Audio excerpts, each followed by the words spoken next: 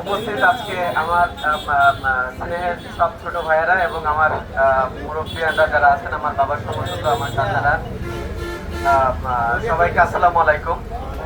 আসলে কথা তো আমি আপনাদের কাছে বলার কিছু নাই, আপনারা সবাই আমার সম্পর্কে জানেন।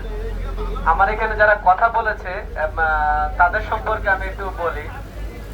আমার কাকা মোল্লা আসাদুজ্জামান, উনি যেভাবে কথা বলেন, আসলে আমি সবসময় চেষ্টা করি শেখার জন্য। মানে ওনার কথাগুলো এত গোছানো হয় এবং উনি কথাগুলো যেভাবে মানে ব্যাখ্যা করে বলেন, সেটা আমাদের জন্য শিক্ষণীয় বিষয়।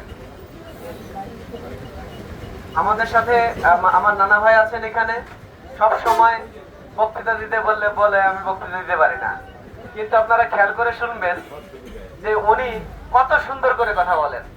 মানে এত গোছানো কথা, সত্যি কথা, অল্প অল্প অল্প অল্প একটু সময়, মানে আমার মনে হয় 5-7 লাইন কথা বলেন, কিন্তু 5-7 লাইনের কথাগুলো যেটুকু যে সুন্দর, এটা আমার মন ভরে যায়। মানে আমার মনে হয় যে নানা ভাই কখন কথা বলবে।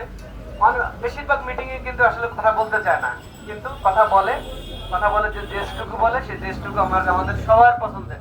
এবং যে সব জায়গায় কথা বলেন, সেসব জায়গায় প্রত্যেকটা লোক কিন্তু ওনার কথা পছন্দ করেন। আমাদের সাথে আমাদের যে মুরব্বীরা আছে, আসলে এরা সবাই গ্রহণযোগ্য। আপনারা জানেন, আমরা যখন অন্য কোথাও যাই, আপনি একটা জিনিস চিন্তা করবেন, সেটা হচ্ছে যে আপনি যখন কোথাও যাবেন, আপনার নিজের যে প্রস্তুতিটা আছে, সেই প্রস্তুতিটা কিন্তু মানুষকে দেখাইতে হবে। সে প্রস্তুতিটা যদি আপনি দেখান, তাহলে কিন্তু অন্য গ্রামের মানুষ বুঝবে যে না, এই লোকটার সাথে মুরব্বীরা আছে। ইনশাআল্লাহ আমরা কিন্তু সমস্ত জায়গায়, এবং আপনারা দেখবেন যে আমাদের কোনো মিটিং এ আমরা কোনো নেগেটিভ বাক্য উচ্চারণ করি না।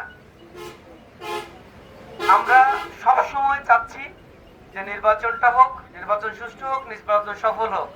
কারণ আমরা সফলতার অনেক ধাপে গণ, অনেকে অনেক পিছনে আছে, তারা চেষ্টা করবে বিভিন্ন ধরনের প্রোপাগান্ডা ছড়ানোর জন্য, যাতে আমরা রাগ করি।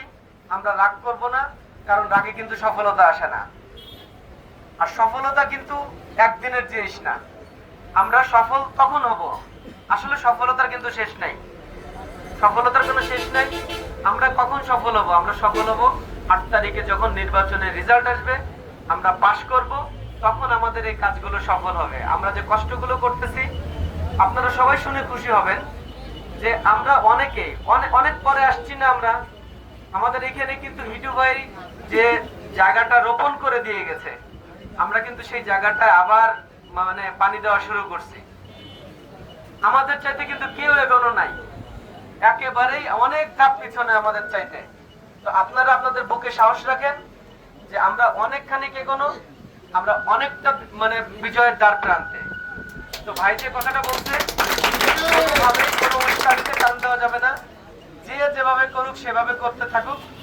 আপনারা সবাই বুঝবেন, এখন কিন্তু রাজনীতি এইখানে দেখেন, এই যে ছেলেপেলেগুলো পিছনে দাঁড়ানো, এরা কিন্তু সবাই টেকনোলজি সম্পর্কে জানে, এবং একটা মিথ্যে কথা বললে কিন্তু এরা বুঝতে পারে। এবং আমি বিশ্বাস করি, আপনারা যারা মুরব্বী আছেন, আপনারা ভিলেজ পলিটিক্স করেন, আপনারাও কিন্তু বুঝতে পারবেন যে কে মিথ্যে কথা বলতেছে, কে সত্যি কথা বলতেছে। আমাদের এখন কিন্তু দুইটা ভাগ হয়ে গেছে, একটা ভালোর পক্ষে, একটা মন্দের পক্ষে। ইনশাআল্লাহ আমরা ভালোর পক্ষে আছি, ভালোর পক্ষে ছিলাম এবং ভালোর পক্ষেই থাকবো। আপনারা সবাই দোয়া করবেন। আপনারা যেভাবে কাজ করতেছেন, আমি আরো একটু ইনফরমেশন দিই আপনাদের, যে আমরা যেখানেই যাই, প্রত্যেকটা বাড়িতে আমাদের যে লিফলেট আছে, আমাদের যে পরিচিতির যে লিফলেট, সেই লিফলেটটা কিন্তু প্রত্যেকের বাড়ি পৌঁছাইছে 2 বার 3 বার 4 বার করে। অর্থাৎ তাদের কথা হচ্ছিল যে ভাই, আমরা তো আপনাকে ছাড়া কোনো ক্যান্ডিডেটই দেখি না।